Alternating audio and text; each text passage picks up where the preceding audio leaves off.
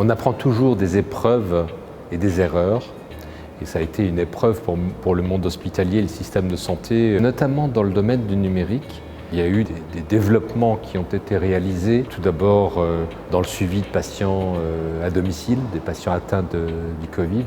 Et dans l'espace de quelques jours, on a mis en place des choses qu'autrement on met habituellement des mois, des années à mettre en place à travers des projets assez lourds.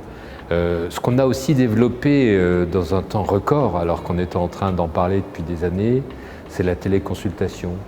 Vous vous rendez compte, 700 médecins se sont portés volontaires pour faire des téléconsultations, alors qu'avant on en avait quelques-uns, tout simplement pour permettre à leurs patients qui ne pouvaient plus venir à l'hôpital de rester en lien avec le système de santé.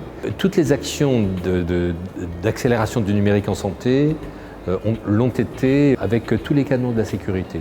Et ce que je pense nous devrions faire, c'est introduire dans ces cellules de crise qu'il y a lors d'un plan blanc la notion de vigilance pour que l'on accompagne ces actions d'un regard et d'une synchronisation finalement avec l'éthique et la confidentialité et la loi.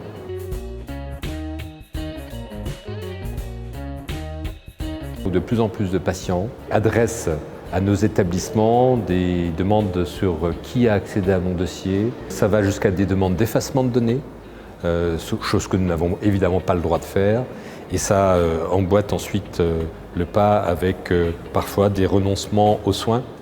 Donc il faut absolument que nous arrivions à sécuriser ces patients et à ce qu'ils aient confiance dans nos institutions. Alors comment? Eh bien d'abord par des audits systématiques et puis par une information répétée que ces traces sont auditées.